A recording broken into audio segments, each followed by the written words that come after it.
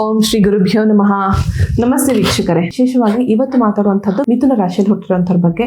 ಮಿಥುನ ರಾಶಿ, ಅದರಲ್ಲೂ ವಿಶೇಷವಾಗಿ ಮೃಗಶಿರ ನಕ್ಷತ್ರ 3 ಮತ್ತು 4ನೇ ಚರಣ, ಆರುದ್ರ ನಕ್ಷತ್ರ, ಪುನರ್ವಸು ನಕ್ಷತ್ರ. ಆರುದ್ರ ನಕ್ಷತ್ರ 4 ಚರಣಗಳು, ಪುನರ್ವಸು ನಕ್ಷತ್ರ 1, 2 ಮತ್ತು 3 ಚರಣಗಳು ನಾವು ಮಿಥುನ ರಾಶಿಯಲ್ಲಿ ಕಾಣುವಂಥದ್ದು. ಮಿಥುನ ರಾಶಿ ಅಂದಾಗಲೇ ತುಂಬ ಕ್ಯಾಲ್ಕುಲೇಟಿವ್ ಅಂತ ಯೋಚನೆ ಮಾಡ್ತೀವಿ. ಆ ರಾಶಿಯ ಒಂದು ತತ್ವಗಳೇ ಹಾಗೆ, ಕ್ಯಾರೆಕ್ಟರ್ಸೇ ಹಾಗೆ. ಅಧಿಪತಿ ಬಂದು ಬುಧ. ಸೊ ಬುಧನಿಗೆ ಸಂಬಂಧಪಟ್ಟಿರುವಂಥದ್ದು ಅಂದರೆ ವೆರಿ ಕ್ಯಾಲ್ಕುಲೇಟಿವ್ ಇರ್ತಾರೆ. ಎಕನಾಮಿಕಲಿ ಅಂದರೆ ಎಕನಾಮಿಕ್ಸ್ ಬಗ್ಗೆ ಅವ್ರಿಗೆ ಸ್ಟಡೀಸ್ ಚೆನ್ನಾಗಿರುತ್ತೆ, ರಿಸರ್ಚ್ ಮಾಡುವಂಥ ಮೆಂಟಾಲಿಟಿ ಇರುವಂಥವ್ರು. ಮೋಸ್ಟ್ಲಿ ವಿ ಕ್ಯಾನ್ ಸಿ ಒಂದು IT ಡಿಪಾರ್ಟ್ಮೆಂಟ್ಸಲ್ಲಿ ಇರಬಹುದು, ಅಥವಾ ಕ್ಯಾಲ್ಕುಲೇಟಿಂಗ್ ಅಕೌಂಟಿಂಗ್ ಡಿಪಾರ್ಟ್ಮೆಂಟ್ಸಲ್ಲಿ ಇರಬಹುದು. ಇಂಥ ಒಂದು ಕ್ಷೇತ್ರಗಳಲ್ಲಿ ಹೆಚ್ಚಾಗಿ ಮಿಥುನ ರಾಶಿಯವ್ರನ್ನ ನಾವು ಹೆಚ್ಚಾಗಿ ಕಾಣ್ತೀವಿ. ಬಿಸ್ನೆಸ್ಸಲ್ಲಿ ನಾವು ಹೆಚ್ಚಾಗಿ ಕಾಣ್ತೀವಿ. ಬಿಸ್ನೆಸ್ ಮಾಡಲಿಕ್ಕೆ ತುಂಬ ಇಷ್ಟಪಡುವಂತಹ ಒಂದು ಮೆಂಟಾಲಿಟಿ ಈ ರಾಶಿಯವರು. ಅದರಲ್ಲೂ ಏನಾದರೂ ಸೂರ್ಯ ಮಿಥುನ ರಾಶಿಯಲ್ಲೇ ಇದ್ದು ಲಗ್ನದಲ್ಲಿ ಅಥವಾ 4ನೇ ಮನೆಯಲ್ಲಿ ಈ ಒಂದು ಪ್ಲೇಸ್ಮೆಂಟ್ಸಲ್ಲಿ ಏನಾದರೂ ಸೂರ್ಯ ಇತ್ತು ಅಂತಂದರೆ, ನೀವು ಹುಟ್ಟಿರೋಂತಹ ನಿಮ್ಮ ಲಗ್ನ ಚಾರ್ಟ್ಸ್ನ ಚೆಕ್ ಮಾಡಿ. ಅಂದರೆ ನೀವು ಹುಟ್ಟಿರ್ತಿರಲ್ಲ, ಆ ಡೇಟ್ ಆಫ್ ಬರ್ತ್ ಟೈಮಿಂಗ್ಸ್ ಪ್ರಕಾರವಾಗಿ ನಿಮ್ಮ ಚಾರ್ಟ್, ನಿಮ್ಮ ಒಂದು ಆ ರಾಶಿ ಕುಂಡಲಿಯನ್ನು ಚೆಕ್ ಮಾಡಿಕೊಂಡಾಗ ನಿಮ್ಗೆ ಗೊತ್ತಾಗುತ್ತೆ ಸೂರ್ಯ ಯಾವ ಪ್ಲೇಸ್ಮೆಂಟಲ್ಲಿ. ಬೈ ಚಾನ್ಸ್ ಲಗ್ನದಲ್ಲೋ 4ನೇ ಮನೆಯಲ್ಲೋ ಅಥವಾ ಮಿಥುನ ರಾಶಿಯಲ್ಲೋ ಈ 3 ಪ್ಲೇಸ್ಮೆಂಟ್ಸಲ್ಲಿ ಇತ್ತು ಅಂತಂದರೆ ಡೆಫಿನೆಟ್ಲಿ ನೀವು ಯಾರ ಹತ್ರನೂ ಕೆಲಸಕ್ಕೆ ಹೋಗೋಕ್ಕೆ ಇಷ್ಟಪಡೋದಿಲ್ಲ. ಅಂದರೆ ತುಂಬ ಇದು ಪೇರೆಂಟ್ಸ್ ಹೆಚ್ಚಾಗಿ ಫೇಸ್ ಮಾಡ್ತಾರೆ.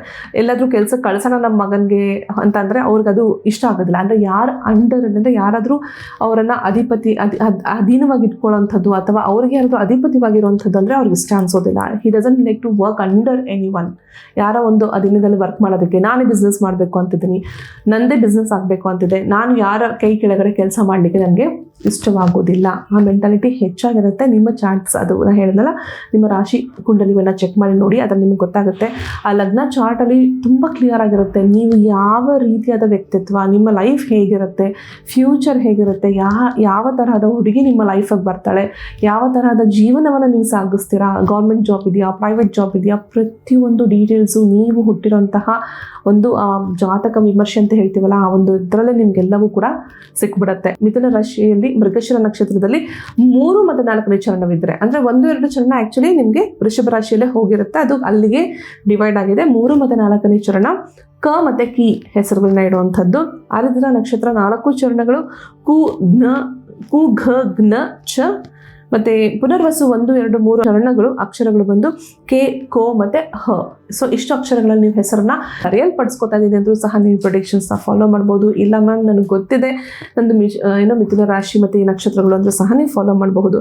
ಡೌನ್ಫಾಲ್ ಆಗುವಂಥದ್ದು ತುಂಬಾ ಹೆಚ್ಚಾಗಿದೆ. ನಿಮಗೆ ಹೆಚ್ಚು ಏನು ಹೇಳ್ತೀವಿ ನಾವು, ಹಿತಶತ್ರುಗಳು ಹೆಚ್ಚು. ಅಂದರೆ ನಿಮ್ಮ ಮುಂದೆ ತುಂಬ ಚೆನ್ನಾಗಿರ್ತಾರೆ, ನಿಮ್ಮ ಡೌನ್ಫಾಲ್ ಆಗಬೇಕು ಅಂತ ಬಯಸೋರು ತುಂಬ ಹೆಚ್ಚಾಗಿರ್ತಾರೆ. ಅವ್ನು ಹೆಂಗಾದ್ರೂ ಸಫರ್ ಆಗಬೇಕು, ಆಕೆ ಚೆನ್ನಾಗಿರೋದು ನನಗೆ ಇಷ್ಟ ಇಲ್ಲ ಅನ್ನೋಂಥವ್ರೆ ನಿಮಗೆ ಹೆಚ್ಚು ಹಿತಶತ್ರುಗಳು. ಅದು ನಿಮ್ಮ ರಿಲೇಟಿವ್ಸ್ ಆಗಿರ್ಬೋದು, ಫ್ರೆಂಡ್ಸ್ ಆಗಿರ್ಬೋದು, ನಿಮ್ಮ ಅಕ್ಕಪಕ್ಕ ಮನೆಯವರಾಗಿರ್ಬೋದು, ದೂರದ ಎಲ್ಲಾದರೂ ಸಂಬಂಧಿಕರು ಆಗಿರಬಹುದು. ಬೇಸಿಕಲಿ ಏನು ನೋಡ್ತಾರೆ ಅವ್ರು, ಏನೂ ಇಲ್ಲ, ನೀವು ಚೆನ್ನಾಗಿರೋದು ಅವ್ರಿಗೆ ಇಷ್ಟ ಇಲ್ಲ ಅಷ್ಟೇ. ನೀವು ಸಂತೋಷವಾಗಿರೋದು, ನೀವು ಖುಷಿಯಾಗಿರೋದು ಆ ಹಿತಶತ್ರುಗಳಿಗೆ ಅದು ಇಷ್ಟ ಅನಿಸೋದಿಲ್ಲ. ಸೊ ಡೌನ್ಫಾಲ್ ಹೆಚ್ಚಾಗಿ ಕಾಣಿಸುವಂಥದ್ದು ಮತ್ತು ಹಿತಶತ್ರುಗಳನ್ನ ನಿಮಗೆ ಹೆಚ್ಚಾಗಿ ಉಂಟಾಗುವಂತಹ ಸಾಧ್ಯತೆಗಳು ಈ ತಿಂಗಳಲ್ಲಿ ಜುಲೈ 2026 ಹೆಚ್ಚಾಗಿ ಕಾಣಿಸ್ಕೊಳ್ಳುವಂಥದ್ದಿದೆ.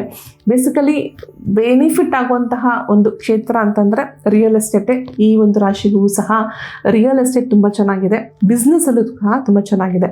ಎಕ್ಸ್ಪ್ಯಾನ್ಷನ್ ಆಗುವಂಥದ್ದು, ಹೊಸ ದೇಶಗಳಿಗೆ ನಿಮ್ಮ ಬಿಸ್ನೆಸ್ ಎಕ್ಸ್ಪ್ಯಾಂಡ್ ಆಗುವಂಥದ್ದು ಅಥವಾ ಹೊಸ ಜಾಗಗಳಿಗೆ ಎಕ್ಸ್ಪ್ಯಾಂಡ್ ಆಗುವಂಥದ್ದು ಹೆಚ್ಚಾಗಿದೆ. So very good time, go ahead, ಖಂಡಿತ ಮಾಡಿ, ನಿಮಗೆ ಸಕ್ಸಸ್ ತುಂಬಾ ಇದೆ. ಹೊರ ದೇಶದಲ್ಲಿದ್ದು ನಾವು ಜಾಬ್ಗೋಸ್ಕರ ಟ್ರೈ ಮಾಡ್ತಿದ್ದೀವಿ ಅಥವಾ ಜಾಬ್ ಆಗಬೇಕು ಅಂತ ಪ್ರಯತ್ನ ಮಾಡ್ತಿದ್ದೀವಿ, ಚೇಂಜ್ ಓವರ್ ಆಗಬೇಕು ಅಂತ ನೋಡ್ತಾ ಇದ್ದೀವಿ ಅಂದವ್ರಿಗೆ ಸ್ವಲ್ಪ ಕಠಿಣವಾಗಿರೋಂಥ ಸಮಯ. ಜುಲೈನಲ್ಲಿ ತುಂಬ ಲೇ ಆಫ್ಸ್ ಆಗುವಂಥದ್ದು, ಕೆಲಸದಿಂದ ತೆಗೆಯುವಂಥದ್ದು, ಆ ಒಂದು ತಿಂಗಳು ತುಂಬ ಕಠಿಣವಾಗಿದೆ. July is one of the month. ಏನಂದರೆ ವರ್ಷದ 6 ತಿಂಗಳು ಒಂದು ವಿಭಾಗ, ಆದರೆ ನೆಕ್ಸ್ಟ್ 6 ಮಂತ್ಸ್ ನೀವು ನೋಡುವಂಥದ್ದು ಜುಲೈಯಿಂದನೇ. The next half of the year ಹೆಚ್ಚಾಗಿ ಕಾಣೋದು ಜುಲೈಯಿಂದನೇ. So very good time.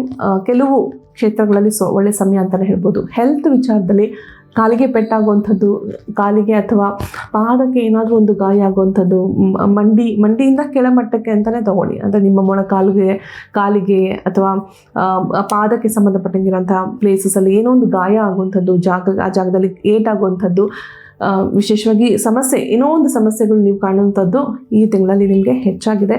So simple, very very simple ಪರಿಹಾರ, ಸೂರ್ಯ ಗಾಯತ್ರಿ ಮಂತ್ರವನ್ನು ನೀವು ಪ್ರತಿನಿತ್ಯ ಚಾಂಟ್ ಮಾಡುವಂಥದ್ದು. ಅಟ್ಲೀಸ್ಟ್ ಮಿನಿಮಮ್ 108 ಸಲ. ನಿಮ್ಮ ಹತ್ರ ಅದಾದರೂ ಮಾಲೆ ಇತ್ತು ಅಂದರೆ ಖಂಡಿತ ಅದನ್ನು ಉಪಯೋಗಿಸ್ಕೊಳ್ಳಿ. ನಾವು ಬೇಸಿಕಲಿ ಕರಂಗುಲಿ ಮಾಲೆ ಹೇಳ್ತಾ ಇರ್ತೀವಿ, ಅಂಥವು ಯಾವುದಾದ್ರೂ ಇದ್ದು ಅಥವಾ ಕರಂಗುಲಿ ಮಾಲವನ್ನೇ ಸಹ ನೀವು ತೊಗೊಂಡು ಅದನ್ನು 108 ಮಾಲೆ ಬೀಡ್ಸ್ ಇರುತ್ತೆ. ಸೊ ಅಂದರೆ ಫಾರ್ ಎಕ್ಸಾಂಪಲ್ ನಾನು ನಿಮ್ಗೆ ತೋರಿಸ್ತಾ ಇರೋಂಥದ್ದು ಬ್ರೇಸ್ಲೆಟ್ ಇದೆ, ಮಾಲೆ ಇದೆ ಅಂತಂದರೆ ನೀವು ಒಂದೊಂದೇ ಬೀಡ್ಸ್ನ ಹೇಳ್ತಾ, ಮಂತ್ರವನ್ನು ಹೇಳ್ತಾ ಒಂದೊಂದೇ ಬೀಡ್ಸ್ನ ಮೂವ್ ಮಾಡ್ತಾ ಬನ್ನಿ. ಅದನ್ನು ನೀವು ಮತ್ತೆ ಧರಿಸ್ಕೊಳ್ಳಿಸಿ. ನಾವು ಮಾಡುವಂತಹ ಪರಿಹಾರಗಳು ನಮಗೆ ಹೆಚ್ಚು ಬೆನಿಫಿಟ್ ಕೊಡುತ್ತೆ, ಹೆಚ್ಚು ಫಲಗಳನ್ನ ನಮಗೆ ಸಿಗುತ್ತೆ. ಎಲ್ಲ ಒಂದು ಏನು ಮುಹೂರ್ತ ಚಿಂತಾಮಣಿ ಇರಬಹುದು, ಜ್ಯೋತಿಷ್ಯ ಶಾಸ್ತ್ರದ ಪರಿಹಾರಗಳ ವಿಭಾಗದಲ್ಲಿ ಇರ್ಬೋದು, ಪ್ರತಿಯೊಂದರಲ್ಲೂ ಹೆಚ್ಚಾಗಿ ನಾವು ಕಾಣುವಂಥದ್ದು ನಾವು ಯಾವ ನಮ್ಮ ಸಮಸ್ಯೆಗಳಿಗೆ ಒಂದು ಮಂತ್ರಗಳ ಮೂಲಕ ಇರ್ಬೋದು, ಒಂದು ಅಗ್ನಿಹೋತ್ರದ ಮೂಲಕ ಇರಬಹುದು, ಅಥವಾ ಯಾವುದೋ ಒಂದು ಪೂಜೆಗಳ ಮೂಲಕ ಇದು ಮಾಡಿದಾಗಲೇ ಹೆಚ್ಚು ಬೆನಿಫಿಟ್, ಹೆಚ್ಚು ಫಲಗಳು ನಮಗೆ. ಅದಕ್ಕೆ ನೋಡಿ ಎಷ್ಟು ಜನ ಹೆಚ್ಚಾಗಿ ತಾವೇ ಪೂಜೆ ಮಾಡಲಿಕ್ಕೆ ಮುಂದೆ ಬರ್ತಾರೆ. ಬೈ ಚಾನ್ಸ್ ಆಗಲಿಲ್ಲ ಅಂದಾಗ ನೀವು ಬೇರೆ ಆಪ್ಷನ್ಸ್ ನೋಡ್ಬೇಕು. ಯಾಕಂದರೆ ಬೇರೆವೆಲ್ಲ ನೀವು ಮಾಡಲಿಕ್ಕಾಗಲ್ಲ, ಹೋಮಗಳು ಅದಕ್ಕೆ ಬೇಕಾಗಿರುವಂಥ ಮಂತ್ರ ಸಿದ್ಧಿಗಳು ನಿಮ್ಗೆ ಇರೋದಿಲ್ಲ. ಸೊ ಆವಾಗ ನೀವು ಮಾಡಿಸಲೇಬೇಕಾಗತ್ತೆ.